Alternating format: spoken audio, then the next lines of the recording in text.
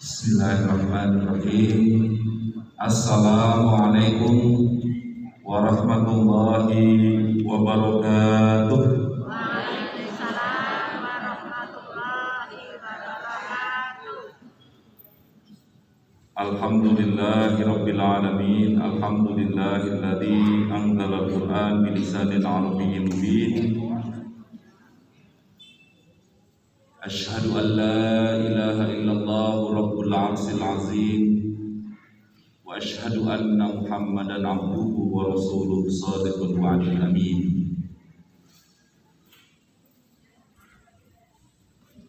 Allahumma salli wa sallim ala nabiyyina Muhammadin wa ala alihi wa sahbihi ajma'in, amma ba'd.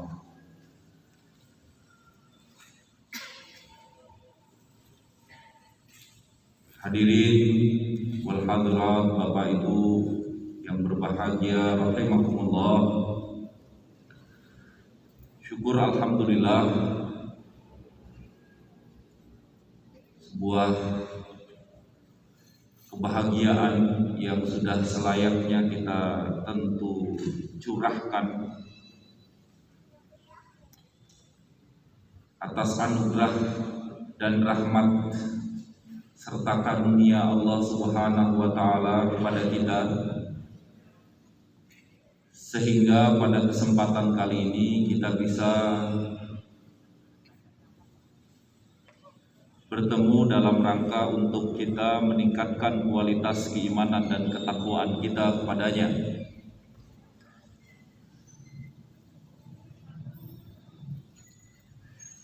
Menyambut panggilan Allah Subhanahu wa taala untuk kita meningkatkan kualitas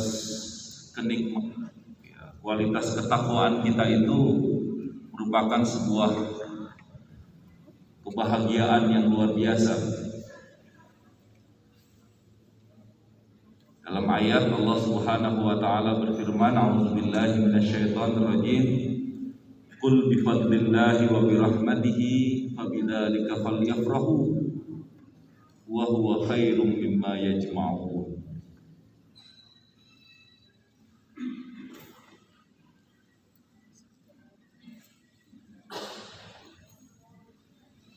Katakanlah, karena nikmat dan karuniaku,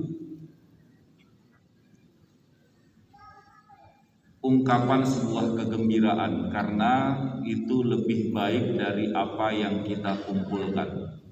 Jadi segala anugerah, nikmat dan karunia Allah, di mana anugerah dan nikmat serta karunia itu kita manfaatkan dalam rangka untuk mendekatkan diri kepada Allah, itu jauh lebih baik dari apa yang kita kumpulkan di muka bumi.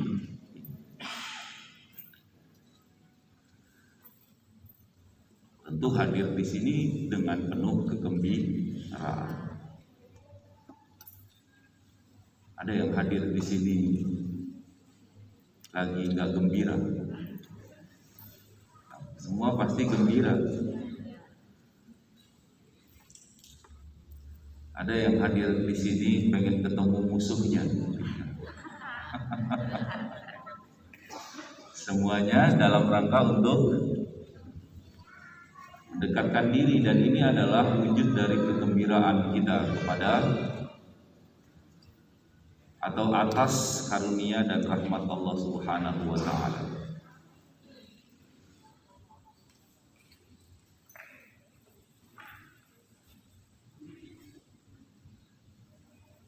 Ini boleh dicatat atau boleh juga sambil makan minum, Ibu. Ya. Saya yang bicara, Bapak Ibu yang makan.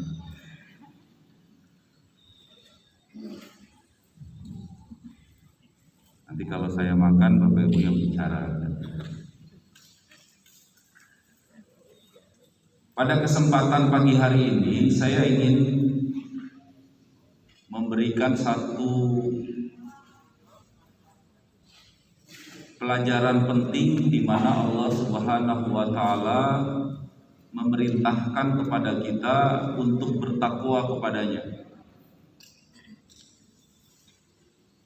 Tapi menariknya Allah Subhanahu wa taala memerintahkan kita untuk bertakwa sekemampuan kita. Bertakwa itu kan menjalankan perintahnya, menjauhi larangannya. Bimtithali awamirihi wajtinabi nawahihi, menjalankan perintahnya, menjauhi larangannya. Dalam sebuah hadis Rasul Shallallahu Alaihi Wasallam bersabda, wa ma nahaitukum anhu fajtanibuhu wa ma amartukum anhu fa'tu mastata'tum. Atau dalam ayat lain, selain kita diperintahkan di setiap Jumat itu, biasanya kalau di khatib setelah khatib salat Jumat itu menyampaikan ittaqullaha haqqa tuqatih. Tapi di aspek yang lain diperintahkan juga kita untuk bertakwa dengan mastata'tum. Ittaqullah mastata'tum. Bertakwalah kalian sekemampuan kalian.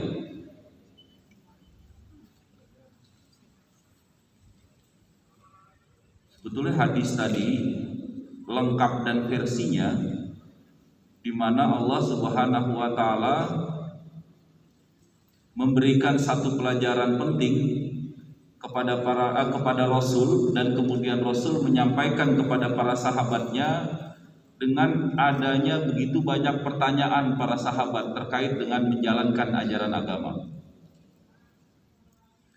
Maka Rasul pun menyebutkan, dan kemudian dalam sabdanya,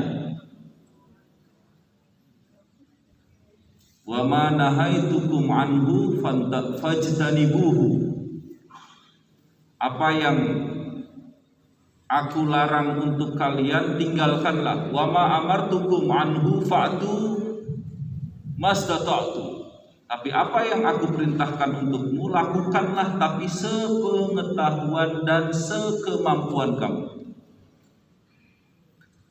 Kira-kira batas kemampuan kita itu apa?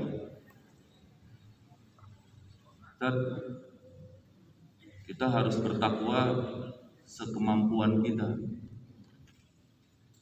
Terus dasar atau landasan sekemampuan itu di mana? Apakah landasannya masing-masing kita? Apakah landasannya bisa jadi hawa nafsu kita? Ataukah landasannya itu adalah syariat atau ajaran Islam itu sendiri? Apa Bapak Ibu? Apa batasannya? Bu, apa batasannya? Kira-kira menjalankan ajaran agama, bertakwa kepada Allah Subhanahu wa taala sekemampuan kita, batasannya atau tolak ukurnya apa? Saya kan nggak mampu, kalau kamu mampu ya kamu kerjakan gitu. Saya kan nggak mampu, kalau kamu mampu kerjakan. Subjektivitas kita, hawa nafsu kita, atau ajaran Islam itu sendiri? Itu jawabannya adalah yang ketiga. Batasannya itu adalah ajaran Islam itu sendiri. Maka sebetulnya pesan dari hadis tadi, pesan dari ayat fattaqullah mastata'tum, itu adalah bagaimana kita bertakwa kepada Allah, tapi dalam menjalankan ketakwaan tadi kita menjalankannya sesuai dengan ketentuan ajaran Islam. Kenapa? Karena dalam ajaran Islam itu tidak ada kesulitan, tidak ada kesukaran. Banyak ayat, wa ma ja'ala fid dini min haraj. Enggak ada dalam ajaran agama itu sulit, susah. La yukallifullahu nafsan illa wus'aha. Enggak akan pernah dibebani seseorang sesuai dengan kemampuannya. Jadi batasan utama dalam kita menjalankan ajaran kebaikan, ketakwaan, itu adalah ajaran Islam. Maka kenapa dalam ayat lain Allah Subhanahu wa taala menyebutkan ya ayyuhalladzina amanu taqullaha wa kunu ma'as shadiqin. Wahai orang-orang yang beriman, bertakwalah kalian kepada Allah dan jadilah kalian orang yang benar.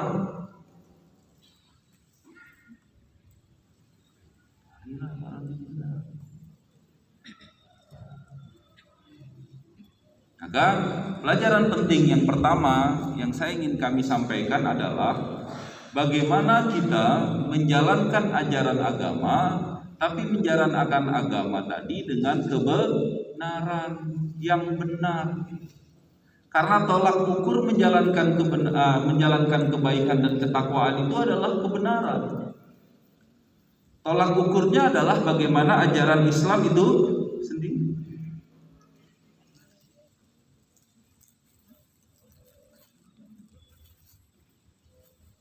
Gitu. Jadi apa batasannya? Batasannya bukan hawa nafsu kita. Batasannya bukan subjektivitas kita sebagai manusia. Batasannya adalah syariat dan ajaran Islam itu sendiri. Maka karena batasannya syariat Islam itu sendiri, maka kita harus pahami Islam dan kita harus mengerti mana yang harus dilakukan, mana yang tidak, mana yang harus lebih diutamakan, mana yang tidak.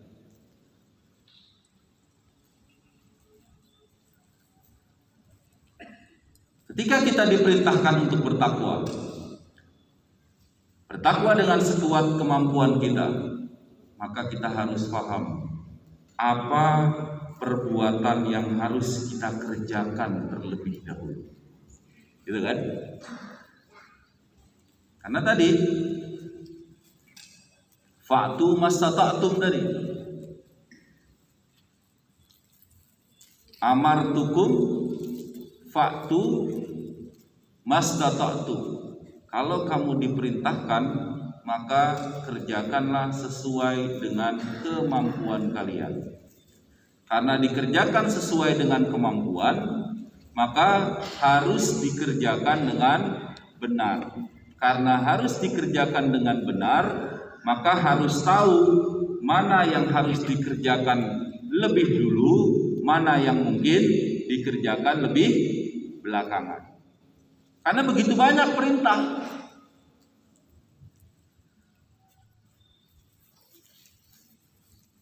Begitu banyak perintah. Begitu banyak ketentuan ajaran Islam. Tapi dengan segitu banyak perintah, dengan segitu banyak syariat dan ajaran Islam, kita diperintahkan untuk menjalankannya sekemampuan. Kita nggak bisa menjalankannya sekemampuan itu sesuai dengan hawa nafsu kita. Kita sekarang lagi nggak mampu, sekarang besok lagi semangat mampu, ya kerjakan. Tidak. Karena setiap ketentuan dan ajaran Islam itu ada hukumnya. Ada apa, Bu? Hukumnya. Apa yang Ibu ketahui tentang hukum Islam? Ada berapa hukum Islam? Ada? Ada 4, 5, 3, 2, 1. Ada berapa? Ada wajib. Tahu artinya wajib, Ibu? Harus dikerjakan. Apabila dikerjakan mendapatkan pahala, ketika ditinggalkan maka berdosa. Kalau wajib ada apa? Sunnah. Ada perintah yang diwajibkan. Ya tak? Ibu dipinta untuk, Bapak dipinta untuk menjalankannya. Ada perintah yang disunnahkan, maka Bapak Ibu juga diperintahkan untuk menjalankannya. Wajib, sunnah. Ada apa lagi?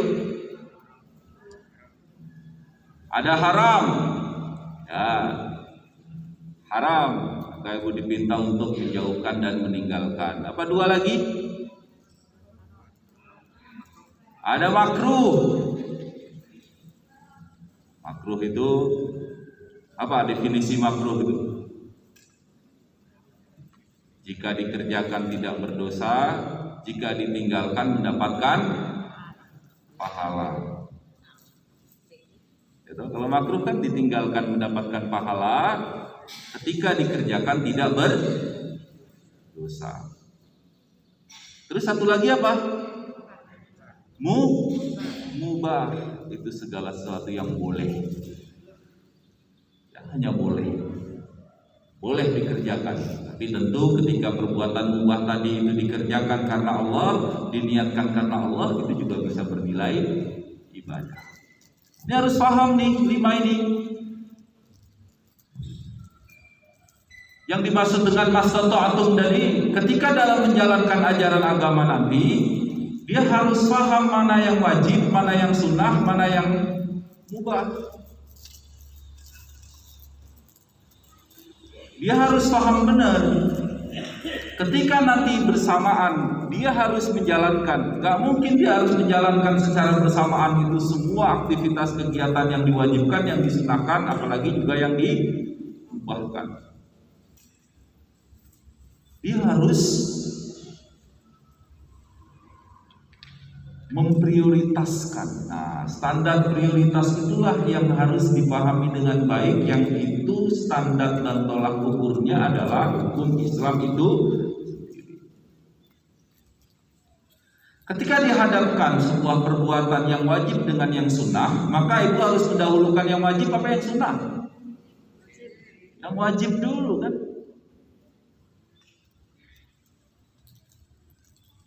Ketika kemudian sama-sama wajib, yang satu wajib ain, yang satu wajib kifayah, mana yang harus didahulukan?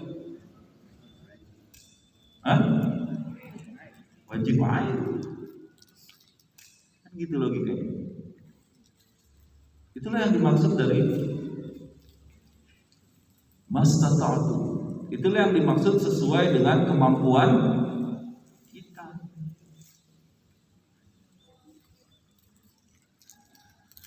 Maka bila terjadi benturan dalam beramal, mungkin terjadi benturan, kita harus menentukan skala prioritasnya. Dan menentukan skala prioritas tadi itu bukan dengan sesuai keinginan kita, bukan dengan sesuai dengan hawa nafsu kita, tapi menentukan prioritasnya itu sesuai dengan ketentuan ajaran Islam. Wah, aku kudu ini misalnya. Mana yang wajib? Mana yang sunnah? Ini sama-sama wajib. Mana yang harus dikerjakan sebagai fardu ain, mana yang harus dikerjakan sebagai fardu.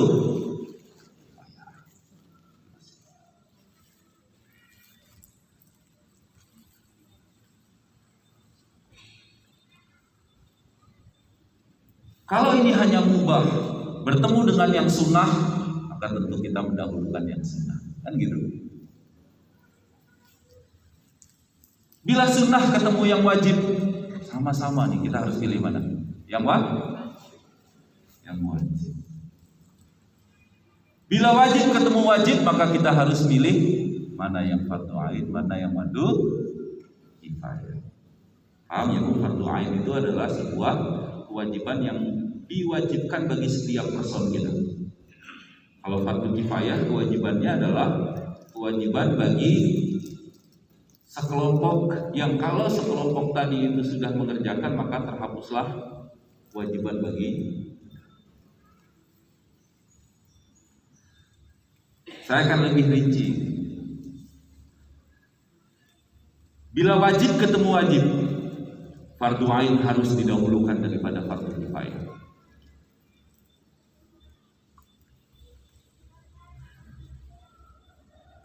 Tapi jangan salah ya, fardu kifayah itu bisa menjadi fardu ain kalau pelaksanaan fardu kifayah itu tidak sempurna, atau pelaksanaan fardu kifayah itu tidak terjadi.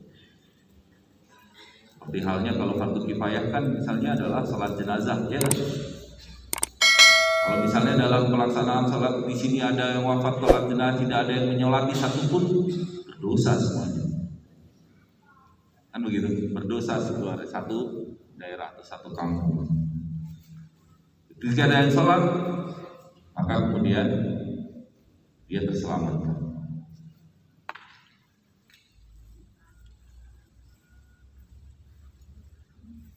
Nah, sekarang permasalahannya, kalau sama-sama fardu ain, mana yang harus didahulukan? Nah, gitu.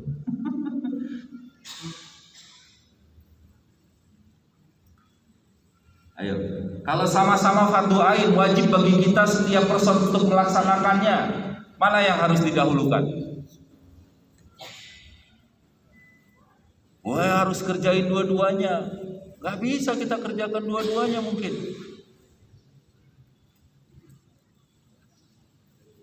Gimana caranya? Wis pilih satu aja, sesuai dengan hawa nafsu kita. Wis pilih satu aja sesuai dengan keinginan kita. Yoelah sinkroda enak. Tidak. Apa ketentuannya? Ketika fardu ain ketemu fardu ain, maka kita harus melihat. Harus melihat. Dalam ketentuan ajaran Islam itu ada 3. Kalau bentuknya piramida, itu ada 3 derajatnya, ada 3 tingkatannya. Ada yang pertama, tingkat paling atas itu adalah doruriyat.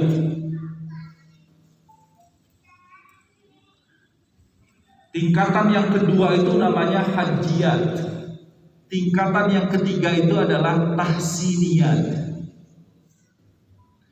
Doruriyat itu artinya apa? Doruriyat itu harus ada. Kalau ini tidak ada, membahayakan jiwa dan membahayakan apa yang kita sering sebut dengan maqasidus syariah yang 5. Menjaga jiwa, menjaga harta, menjaga keturunan. Apalagi 2 lagi, menjaga jiwa, menjaga harta, menjaga keturunan, menjaga kehormatan, dan kemudian hifdzuddin, dan menjaga agama.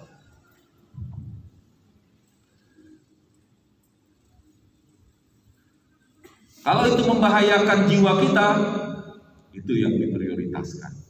Menjaga jiwa diprioritaskan, menjaga agama diprioritaskan, menjaga harta diprioritaskan, menjaga keturunan diprioritaskan, menjaga kehormatan itu diprioritaskan.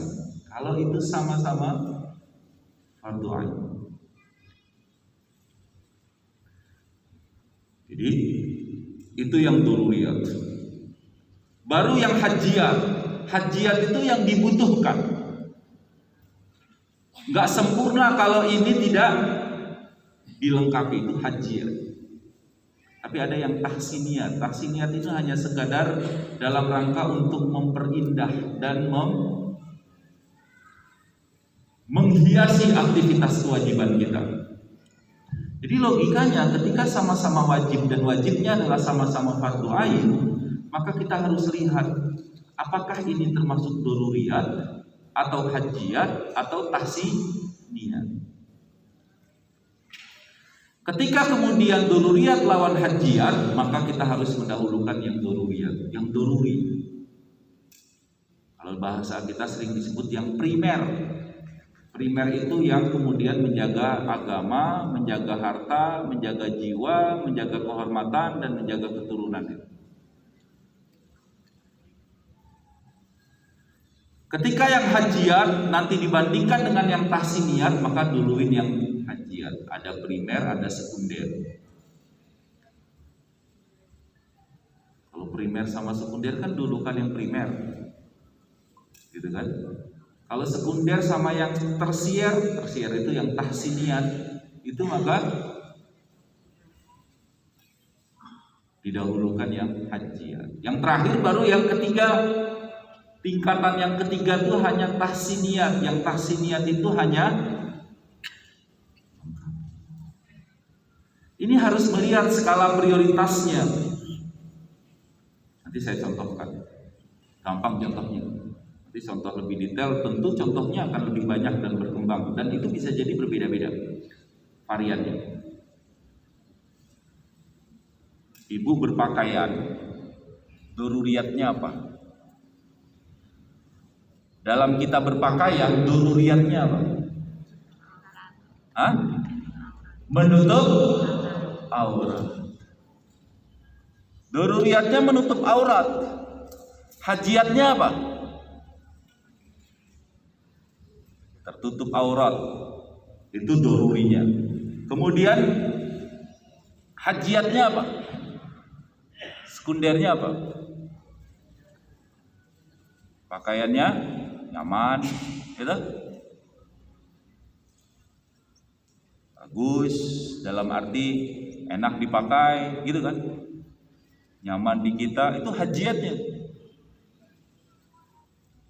Nyaman Pak, tapi terbuka auratnya, nggak bisa. Enggak, saya nyamannya gini, tapi terbuka auratnya, itu kalah, itu darurinya daripada hajiat. Tahsiniatnya apa? Mahal. Boleh nggak ibu punya baju mahal? Boleh, asal beli sendiri.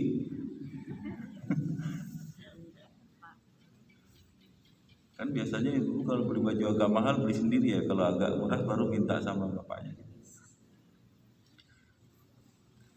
Ya, boleh, tapi nggak boleh jangan yang mahal tapi menutup aurat. Beli mukena, mana yang doruri. Jangan kemudian mukena mahal tapi kemudian nerawang. Mukena mahal, banyak payetnya, dipakai sholat susah, malah berat, mau takbir aja susah itu. Itu contohnya. Ketika sama-sama fardu ain, nah, itu lebih contoh paling dasar. Jadi yang dimaksud dengan doruri itu adalah jika tidak terwujud maka kehidupan manusia akan hancur dan musnah. Itulah yang kita sebut dengan doruriyah.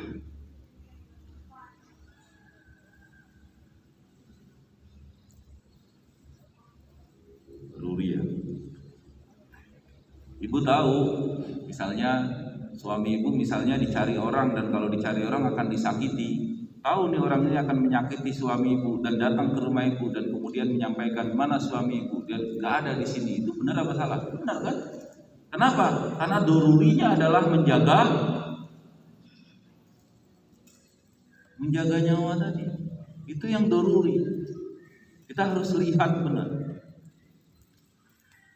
Berbeda dengan hajiat itu, kalau dia tidak terwujud, maka kehidupan manusia hanya sekedar mengalami kesulitan atau kesukaran. Tapi kalau tahsiniat, jika tidak terwujud, maka kehidupan manusia akan kurang sempurna saja. Nah, gitu ya. Kalau hajiat nggak terpenuhi, kehidupan kita sedikit akan kesulitan. Tapi kalau tahsiniat, kalau nggak terpenuhi, nggak sempurna. Tapi kalau doruri nggak terpenuhi, membahayakan dan kita akan hilang atau musnah. Jadi skala prioritas tadi disebut dengan mana yang menjaga agama, mana yang menjaga jiwa, mana yang menjaga keturunan, mana yang menjaga kehormatan, dan mana yang kemudian menjaga akal, kehormatan dan harta.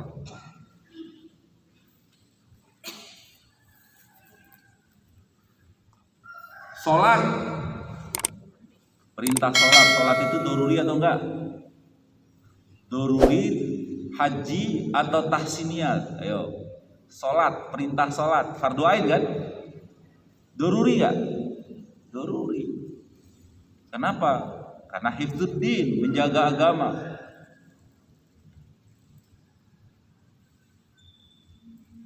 Boleh enggak sholat itu kita jamak? Boleh nggak sholat itu kita qasar? Bisa. Kalau kita menghindari kesulitan dan itu dibutuhkan, hajiatnya adalah kita bisa qasar.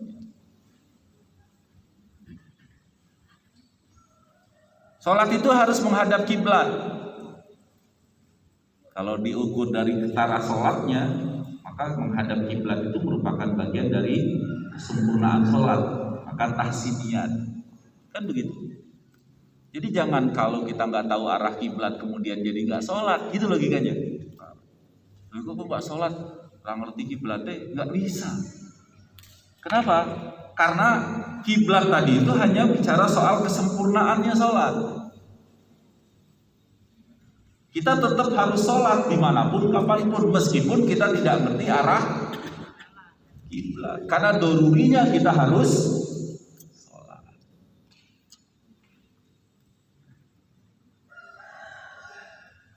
Tapi kesulitan, saya lagi perjalanan, kesulitan, saya sedang sakit. Boleh hajiat, bisa dijamak atau bahkan bisa dikosor.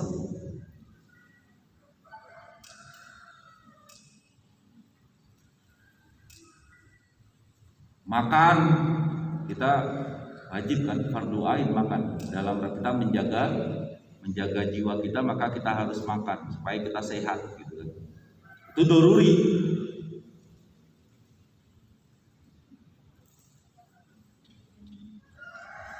Maka kemudian misalnya kita mencari nafkah,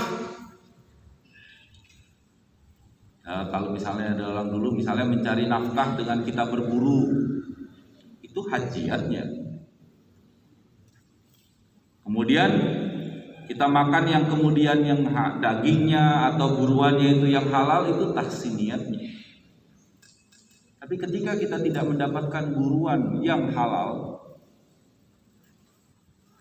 kita hanya dapatnya sesuatu barang yang kemudian binatangnya itu adalah yang diharamkan, boleh nggak kita makan? Ketika di hutan bisa.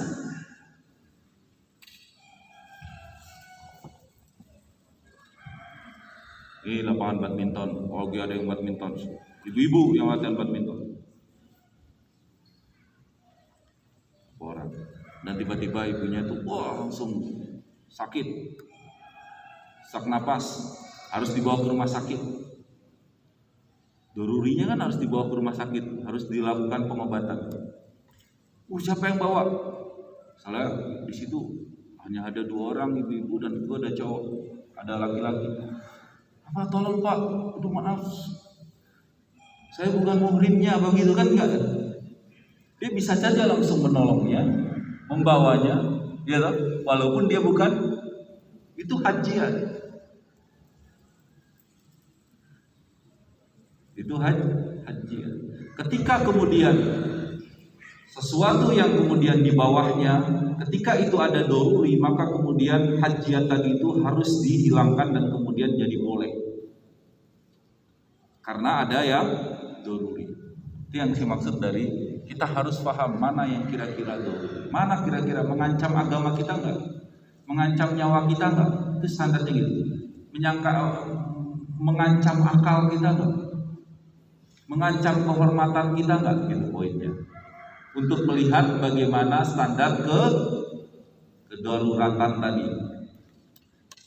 Jadi kita harus paham dengan baik, mendahulukan yang daruri daripada yang haji, mendahulukan yang hajiat daripada yang tahsin.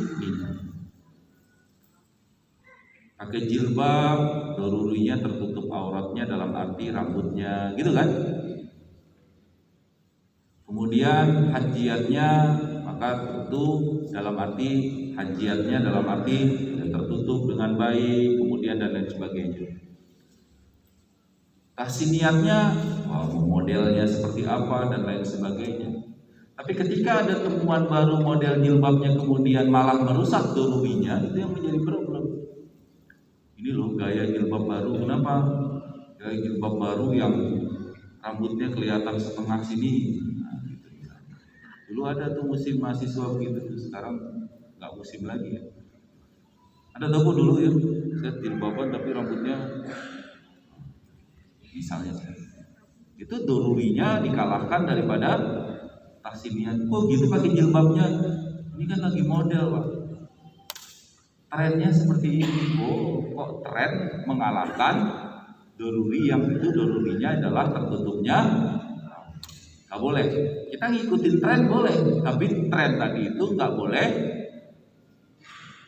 aspek mengalahkan yang doruri maupun yang hajiat. Nah, ini yang saya maksud.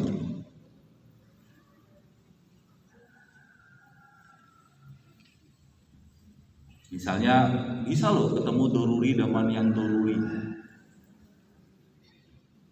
Jihad itu hifdzuddin, menjaga agama.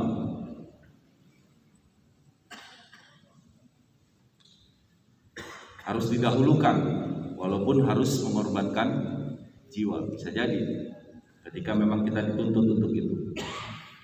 Memberikan harta miliknya yang dirampok untuk menjaga jiwa harus didahulukan daripada menjaga harta. Bisa jadi kita diperintahkan untuk menjaga jiwa, tapi kita juga diperintahkan untuk menjaga harta. Mana yang harus kita dahulukan? Kita pertahankan harta kita. Jadi ada satu kejadian itu. Menurut saya kejadian yang salah, tapi akhirnya dipuji dan karena menjadi bagian dari proses pertanggungjawaban. Seorang tadi itu ya seorang pegawai bank yang di satu kepulauan gitu.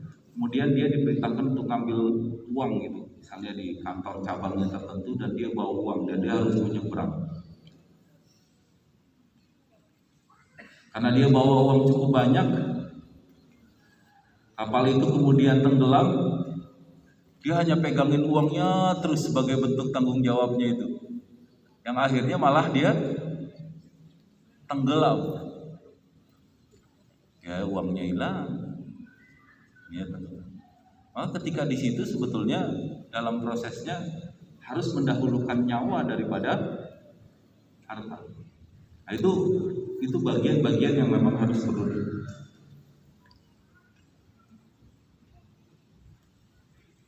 Menjaga kehormatan harus didahulukan daripada menjaga harta. Nah, begitu selanjutnya. Jadi ketika ketemu doruri, mana yang kita didahulukan? Itu yang kita sebut dengan bagaimana kita harus benar-benar memastikan. Itulah definisi dari ittaqullah mastata'tum. Maka dari sini kita bisa simpulkan setidaknya jelas amalan wajib itu ada yang bersifat doruri, ada yang bersifat hajiyat, ada yang bersifat tahsiniyat. Maka prioritas yang paling pertama adalah yang harus kita kerjakan kaitannya dengan mastata'tum di sini. Kita harus kerjakan yang doruri dulu. Yang kalau kita tidak kerjakan itu akan merusak dan memusnahkan kita. Mana yang paling prioritas? Baru kemudian kalau itu sudah terlaksana, baru yang hajiyat untuk kita menghilangkan kesulitan. Kalau itu sudah terlaksana, baru yang tahsiniyat dalam rangka untuk sempurnanya.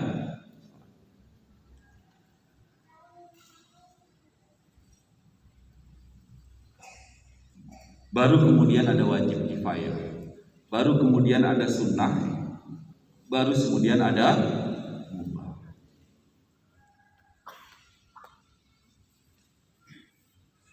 Jadi harus mengikuti tartib tadi, prioritasnya tadi. Jangan tidak mengikuti tartib tadi. Jadi ittaqullah mastata'tum dalam arti di sini adalah kita harus mengerti mana yang halal, mana yang sunnah, mana yang mubah.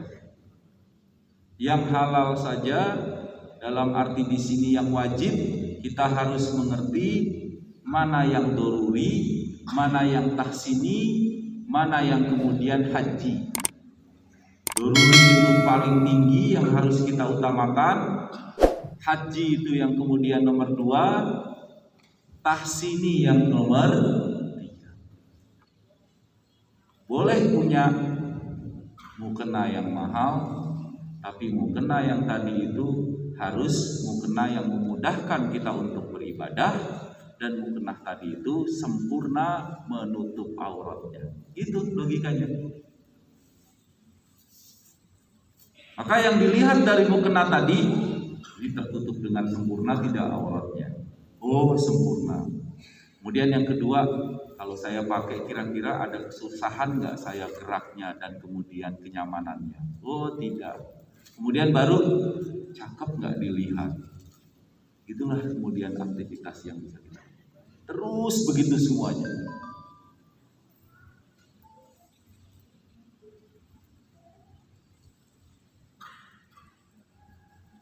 bekerja jelas ya, dalam arti hifdzul mal, ya toh, daruri, wajib.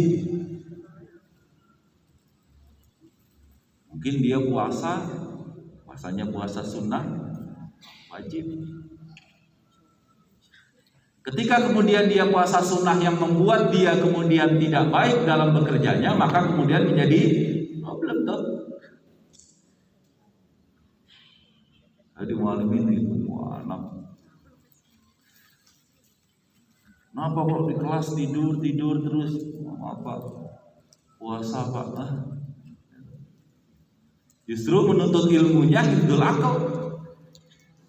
Itu yang daruri. Jangan sampai kemudian sunnahnya mengalahkan yang wajib. Begitu selanjutnya. Harus di mana ya yang wajib ini? Kira-kira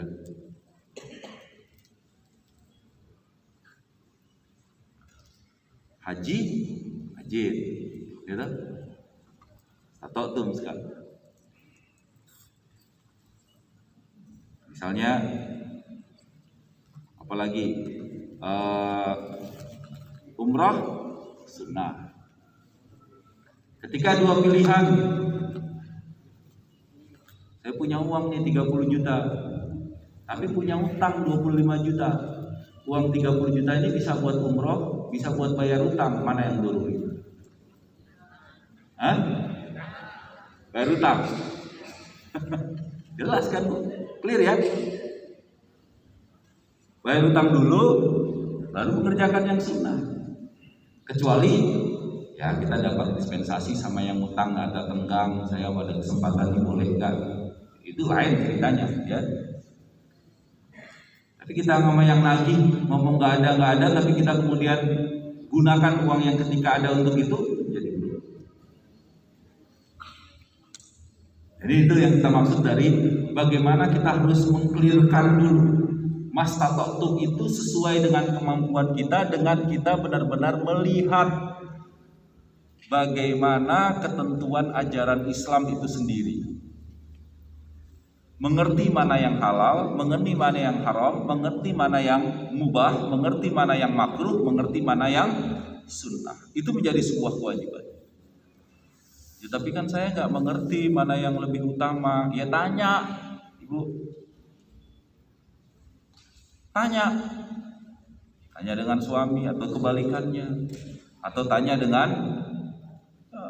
lihat dulu di Google, lihat baca-baca, atau kalau dalam kesempatan tanya dengan orang yang dirasa memiliki pengetahuan untuk kita benar-benar bisa menjalankan ini dengan sebaik-baiknya. Menjalankan ini tidak dengan salah kaprah. Karena begitu banyak seseorang tadi begitu semangatnya dalam menjalankan ajaran agama, tapi kemudian dalam menjalankan ajaran agama itu skala prioritasnya tidak berjalan dengan baik. Skala prioritasnya tidak berjalan dengan baik. Dia menjalankan sesuatu ini, tapi kok merusak sesuatu yang lain, itu bukan. Dia menjalankan sesuatu ini, tapi kok merusak sesuatu yang lain, tidak. Inilah yang kita sebut dalam kajian fikih itu aulawiyat, atau yang kita sebut dengan kita harus memprioritaskan yang wajib daripada yang sunnah, memprioritaskan yang sunnah daripada yang mubah. Itu harus kunci yang pertama. Wa idza amartukum fa'tu mastata'tum. Kalau ada perintah, kerjakanlah sesuai dengan kemampuan. Sesuai dengan kemampuan tadi itu dengan kita memahami apakah perintah itu wajib, sunnah, atau mubah. Ketika wajib, dahulukan daripada yang sunnah. Ketika itu sunnah, dahulukan daripada yang mubah. Tapi saya nggak tahu hukum wajib sunnah, belajar. Gimana mungkin mengaku Islam tapi tidak tahu mana yang wajib, mana yang sunnah, mana yang mubah? Gak boleh. Tapi saya bukan belajar, saya nggak pernah belajar agama, kuliah agama, nggak pernah. Nggak bisa, Nggak ada alasan untuk itu kecuali untuk kita belajar dan nah, pengajian ini menjadi kata kunci. Itu yang pertama. Yang kedua, ini dua, sebetulnya ada 5, kita 2 aja. Mendahulukan yang itu kemaslahatan bersama dibanding kemaslahatan sendiri. Mana yang sekiranya perbuatan tadi itu perbuatan yang itu tidak merusak kemaslahatan bersama, itu harus didahulukan dibanding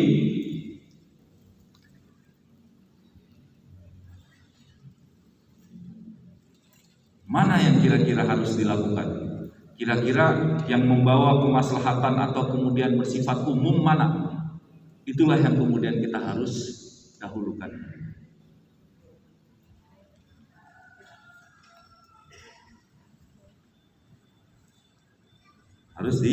Harus dipastikan mana yang kira-kira membawa kemaslahatan umum. Jangan mendahulukan kepentingan yang pribadi tapi kemudian merusak. Ya banyak ya Bu. Dalam aktivitas sholat, dalam aktivitas apapun yang kita bisa melihat ya. Maksudnya di sini mendahulukan sesuatu yang memang itu membawa kebaikan bersama, walaupun itu bisa jadi tidak baik untuk kita secara pribadi atau sesuai dengan keyakinan dan kepercayaan yang kita yakini. Itu bisa jadi. Itulah yang kita sebut dengan memprioritaskan hak-hak jamaah, memprioritaskan kaitannya dengan masyarakat secara umum daripada yang pribadi.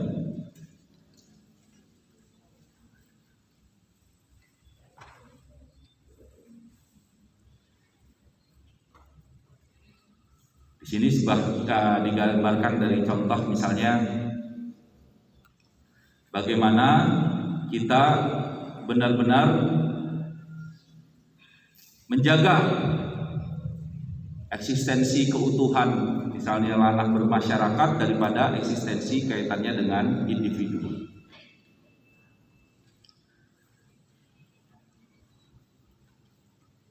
Kita mungkin banyak atau bisa hidup sendirian tanpa membutuhkan orang lain. Manusia akan tampak banyak memiliki kekurangan jika ia sendirian. Ia akan tampak begitu sempurna saling melengkapi jika ia berada di sebuah jamaah, di mana tentu jamaah dalam pengertian sekumpulan muslim yang memiliki kerjasama dan kesamaan visi misi amal jama'i untuk mempersiapkan kesuksesan dan kebaikan. Itulah kenapa kewajiban-kewajiban yang berkaitan dengan kepentingan jamaah umat harus selalu didahulukan daripada kewajiban-kewajiban yang berkaitan dengan individu.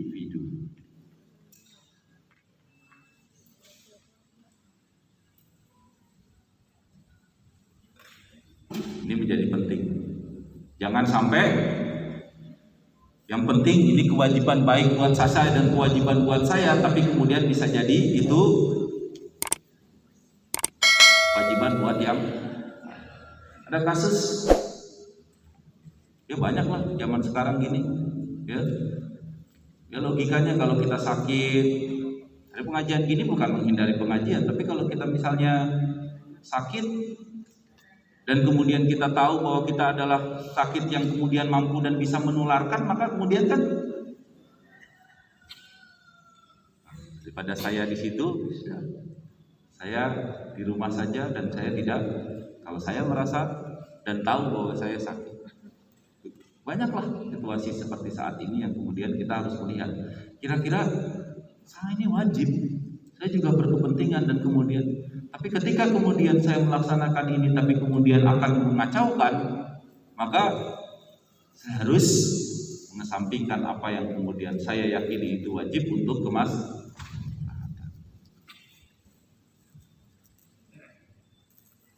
Jadi mendahulukan yang itu membawa efek kemaslahatan bersama dibanding kemaslahatan pribadi.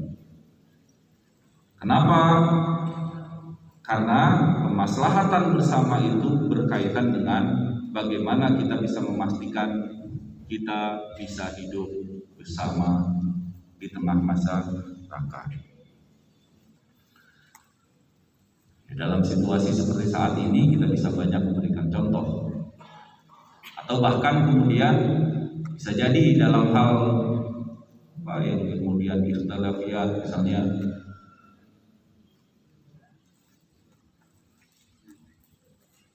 banyak ya, misalnya sholat yang sering ada perbedaan itu apa, sholat subuh misalnya. Saya di sholat subuhnya tadi itu di satu masjid, di mana masjid tadi itu kemudian menggunakan kunut misalnya. Tahu kita tidak kunut ya nggak usah jadi imam. Kalau dipaksa kita jadi imam, ya bisa jadi kita menggunakan kunut daripada semua orang di belakang makmum-makmumnya itu merasa tidak sempurna dalam proses pelaksanaannya. Bagaimana pernah dilaksanakan itu? Misalnya oleh Buya Hamka, dilaksanakan oleh berbagai para alim ulama ketika itu. Landasannya tidak lain dan tidak bukan adalah dalam rangka untuk memprioritaskan kemaslahatan. Dia menghindari hal-hal yang bersifat ikhtilafiyat, dia menghindari yang bersifat perselisihan. Udahlah, karena saya di komunitas ini, saya daripada saya kemudian frontal ada perselisihan, di mana ketika frontal dan perselisihan itu kemudian menimbulkan kemadaratan yang lebih besar. Itu dalam menjalankan ajaran agama harus melihat demikian.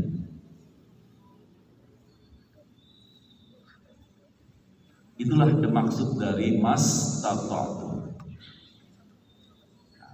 Terakhir, 5 menit terakhir saya mengajak untuk kita bersama memiliki semangat untuk bisa mengerti ajaran Islam. Bapak Ibu, awal dari penyimpangan terhadap ajaran agama itu adalah ketidaktahuan. Awal dari penyimpangan dan hal-hal yang membuat kehancuran kita adalah ketidaktahuan. Buatlah diri kita itu menjadi tahu. Kejadian-kejadian saat ini itu karena kita tidak mau tahu. Banyak Ibu kejadian yang kaitannya dengan apakah itu kejahatan, penipuan, itu berlabelkan agama, luar biasa banyak. Kita lihat saja di televisi, ngakunya kemudian punya panti asuhan, ternyata kemudian menyumbang, minta sumbangan kepada jamaah-jamaah, ternyata kemudian panti asuhannya aspal. Jadi itu karena kita tidak tahu. Maka dalam berbuat baik saja kita harus tahu. Oh iya, saya harus nyumbang ya. Nyumbang siapa ya? Oh ini. Di mana ya tempatnya ya? Ini di mana ya? Harus tahu. Supaya apa? Supaya benar-benar kita nyumbang. Wis sudah Pak, namanya jenenge nyumbang lillahi ta'ala ikhlas. Tidak, harus tahu. Sama dalam menjalankan ajaran agama juga harus tahu. Karena kita bisa tahu nanti mana yang kira-kira wajib, mana yang sunnah, mana yang tidak. Dengan tidak, yang penting yang kerjakan selesai, tidak. Awal dari penyimpangan, awal dari kerusakan itu adalah ketidaktahuan. Maka oleh karena itu, ayo terus lakukan belajar, lakukan belajar. Bu, belajarnya tentu pelan-pelan, dikit-dikit, nggak ada masalah, ya. Tapi terus mau belajar. Sekarang ini belajar, terus tahu. Oh, sekarang tahu mana yang wajib, mana yang sunnah. Apa sih yang wajib-wajib itu? Apa sih yang sunnah-sunnah itu? Baru kemudian kita bisa maksimal. Nah, hukum tadi bisa jadi akan berbeda satu sama lain, bisa jadi sesuai dengan situasi yang berbeda. Baik, itu harapan saya. Mudah-mudahan kita semua bisa meningkatkan kualitas ketakwaan kita, Meningkatkan kualitas ketakwaan itu dengan kita mau terus mempelajarinya. Awal dari penyimpangan itu adalah ketidaktahuan kita dan masa bodoh kita terhadap ajaran agama. Pelajari dengan sebaik-baiknya, pelajari dengan sedikit demi sedikit dan istiqomah sehingga kita benar-benar bisa menjadi pribadi yang baik, pribadi yang tidak saja hanya ahli ibadah tapi juga kita berilmu dan berkualitas dalam ibadahnya. Sehingga ibadah yang berkualitas tentu akan meningkatkan kualitas dan derajat kita menjadi pribadi yang bertakwa kepada Allah Subhanahu wa taala. Marilah kita akhiri dengan berdoa kepada Allah Subhanahu wa taala. Mudah-mudahan Allah Subhanahu wa taala senantiasa memberikan perlindungan kepada kita, khususnya pada situasi seperti saat ini di mana kesehatan itu perlu harus benar-benar kita pentingkan dengan baik. Hifzun nafs itu penting juga, dan mudah-mudahan kita senantiasa diberikan kekuatan untuk melewati berbagai macam ujian dan cobaan yang kita rasakan seperti saat ini. Dan kita doakan juga kepada saudara-saudara kita yang sedang sakit, mungkin secara khusus sedang isoman. Ada Pak Budiman saat ini sedang isoman, mudah-mudahan senantiasa diberikan kekuatan, mudah-mudahan juga diberikan kesehatan dan bisa beraktivitas seperti halnya biasanya. Allahumma salli wa sallim ala nabiyyina Muhammadin wa ala alihi wa sahbihi ajma'in. Allahumma ighfir lil muslimina wal muslimat wal mu'minina wal mu'minat al ahya'i minhum wal amwat innaka antas sami'un qaribun mujibud da'wati ya qadiyal hajat. Rabbana la tu'akhidna in nasina aw akhtana. Rabbana wa la tahmil alaina isran kama hamaltahu ala alladhina min qablina. Rabbana wa la tuhammilna ma la taqata lana bih wa'fu 'anna waghfir lana warhamna anta maulana fansurna 'alal qaumil kafirin. Allahumma inna nas'aluka al-huda wat-tuqa wal-'afafa wal-ghina. Allahumma anta syafi, Allahumma anta syafi, Allahumma anta syafi. Allahumma yassir fi kulli umurana ya rabbal alamin. Allahumma taqabbal qiyamana wa ruku'ana wa sujudana ya rabbal alamin. Rabbana atina fid dunya hasanah wa fil akhirati hasanah wa qina adzabannar. Walhamdulillahi rabbil alamin. Terima kasih. Mudah-mudahan bisa bermanfaat. Mudah-mudahan bisa menjadi awal untuk Bapak Ibu semuanya meningkatkan pemahaman dan meningkatkan pengamalan ajaran Islam dengan sebaik-baiknya. Saya akhiri dengan marilah kita tingkatkan ketakwaan kita sekemampuan kita. Sekemampuan itu sesuai dengan apa Ibu? Syariat pahami ketentuan hukum Islam, pahami mana yang itu punya pengaruh kepada masyarakat atau pribadi. Billahi taufiq wal hidayah. Assalamualaikum warahmatullahi wabarakatuh.